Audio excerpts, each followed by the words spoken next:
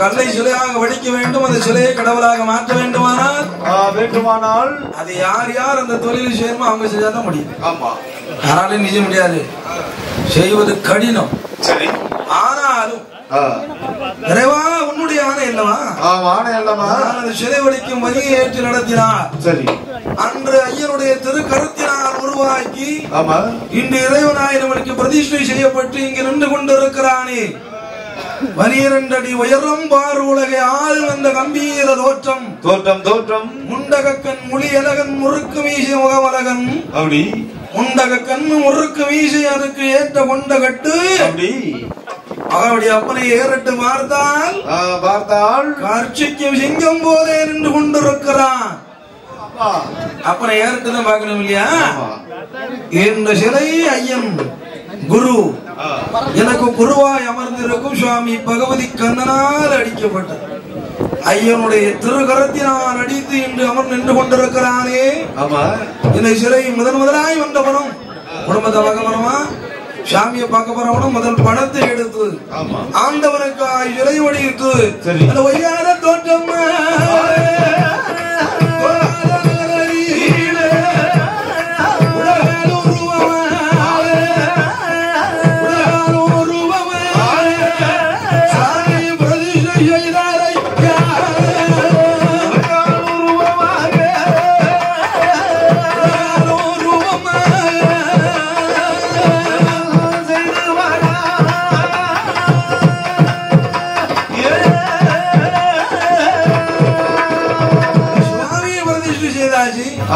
சாமி திருவிழா நடத்த வேண்டும், அதுக்கு பணம் காசு வேணும், செயல்படுத்த வேண்டும்.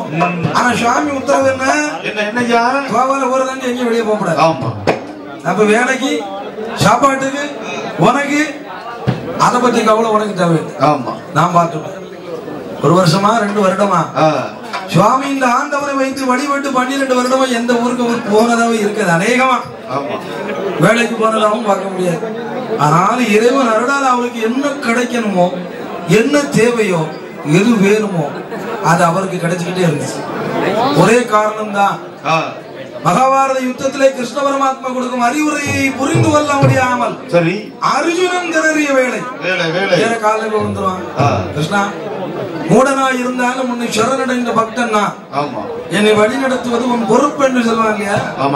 இது மாதிரி ஆண்டவன் அருளால் அனுக்கிரகம் பெற்று நின்றவர். சரி, இன்று வரை 12 வருடம் சாமி வீட்டிலே தான் இருந்திருப்பார்.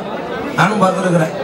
வேலை செய்யணும், பிள்ளைகளை கட்டி கொடுத்ததுல இருந்து கோயில் வளர்ச்சியில இருந்து எல்லா நிலைமையும் ஆண்டவன் அருளால் அவருக்கு கைகூடி வந்தது. காரணம், இறைவனை முழுமையாய் நம்பி சரணடைந்த பக்தர்களில் அவர் ஒருவர். அவர் என் குரு. ஆமா, 7 வருடம் ஆச்சு அவரை சந்திச்சு. 4 மணி நேரம் சந்தித்த ஒரு சந்திப்பு 4 வருடம் கழித்து மீண்டும் சந்தித்தோம். அதுவும் இந்த கோயில்ல மீண்டும் வந்து பாடுவதற்கு உண்டான வாய்ப்பு. இது 3வது வருடமா பாடிக்கிட்டு இருக்கு.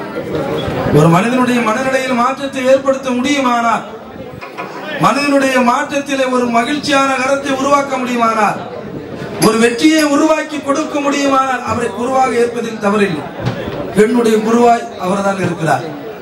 வழி நடத்துவதிலும் சரி, வழிகாட்டுவதிலும் சரி அவர்தான் எனக்கு முன்னோடி.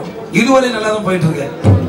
நம்பினார் கெடுவதில்லை, நான்மறை தீர்ப்பு பொய்ப்பதில்லை அல்லவா?